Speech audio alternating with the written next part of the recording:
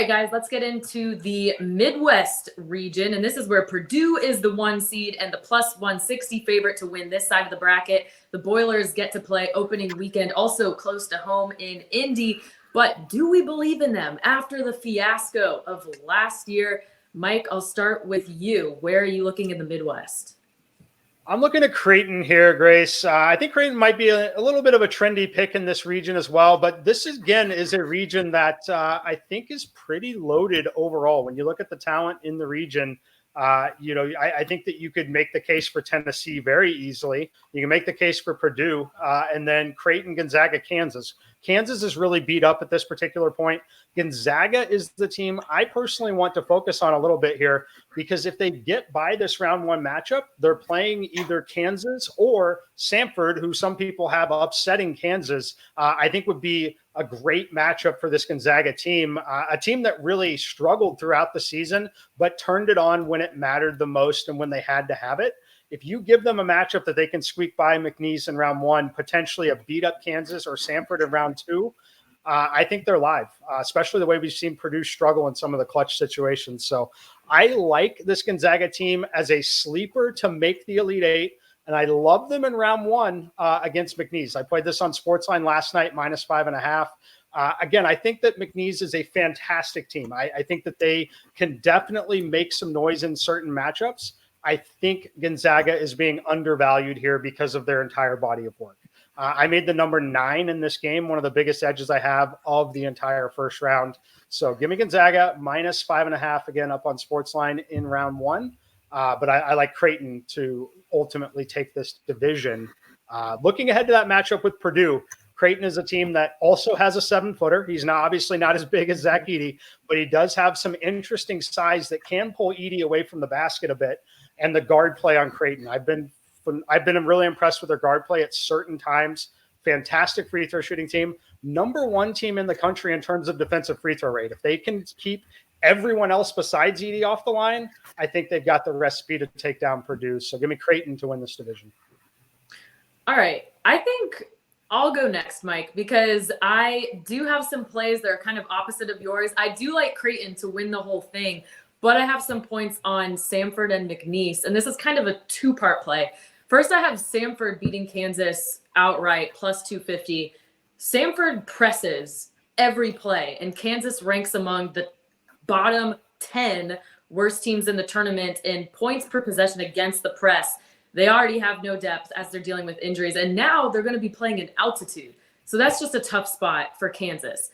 So let's have Samford advancing there. Next, I have McNeese and Gonzaga. So the play here is McNeese +710 to make the Sweet 16. The reason why I need Samford to win is because that's a huge value there on the Sweet 16 play. If Kansas wins, we're kind of just hitting even there.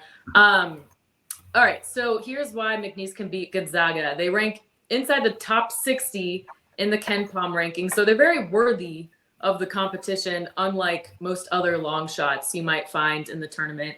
Top 50 offensively, top 100 in defense. They slow things down, which is typically a good formula for an underdog team in March, and they have great guard play. Something about Gonzaga that kind of stands out to me is they do grade well against the zone, but they saw it from awful teams like Mississippi Valley State, Pacific, San Diego, so it's kind of hard to trust those efficiency metrics. McNeese plays zone. I think they're a top 10 rate among all the teams in the tournament. And then their press could also give the Zags fit because the Zags rarely saw the press all season. So it's a long shot for a reason, but I think it's a really fun one. I also think it's kind of funny, Will Wade and Mark Few going head to head, because Mark Few has spoken very openly about foul play among coaches, and here he is facing Will Wade. So that's kind of fun too. All right, Zach, let's go to you next. Who do you like here? Yeah, Grace, as far as getting to the Final Four, making it out of this region, I'm going to go with Purdue. We know they've had a lot of early exits, but from a psychological standpoint, you look at their region, there's teams in there they've already beat this year in Tennessee and Gonzaga. Clear those early hurdles, get past that, and you're going to be ready for those teams since you've already beat them. As far as the round one matchup, I'm going to go with Kansas over Samford minus the 7.5, the Southern Conference. is a conference we've seen a lot of coaches leave and get better jobs over the past couple of seasons. Mike Young to Virginia Tech, Wes Miller to Cincinnati, Lamont Paris to South Carolina. As a result, we've seen those upperclassmen graduate over the past couple of years in the conference. To me, it took a step back this year. So Samford getting the 13th seed. I think they should be more of a 14 seed, honestly. Kansas is going to be well rested. Kevin McCullough Jr., Hunter Dickinson, they'll be ready to go, and I think they'll be able to slow down. There's only one person that from Samford that really has an interior game. That's H-Shore. They'll slow him down, force him into turnovers, and then you have to look at it. Can Samford stay in this game from their jump shot aspect? I do not believe they can. I think Kansas is going to go out there and play strong, showing people that they should be a 4 seed and pull away from this Samford team. And as far as a sleeper, I look at South Carolina.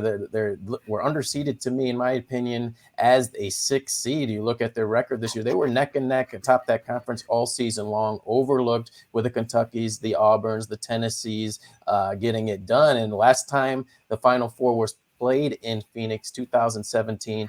They were the team that got there. So give me South Carolina as the sleeper. All right. So far, we might be more mixed up here than we were in the West, which I thought was the most wide open bracket. So Tom, you got something even more different for us. Who do you like in the Midwest? Yeah, there's a lot of great points being made. One thing I just want to mention here is, I took Alabama. You have someone taking Kansas, someone take Gonzaga. March Madness is the only sport that I bet that I know of where the public bets underdogs. And that's changed over the years. I'm telling you, 15 years ago, there's no way Mike gets 5.5 on Gonzaga. That's 9. And what you see now is the public loves to bet, because that's what March Madness is, right? It's a little guy. And I think you can get value on some of these favorites. So I see why some of these bets are being placed here. In this region, I like the lower half of the bracket. Mike had mentioned Creighton. I like Tennessee. There's also Tennessee's my pick to win it. I think they've been one of the 5 best teams I've seen all year. But the team that scares me is Texas.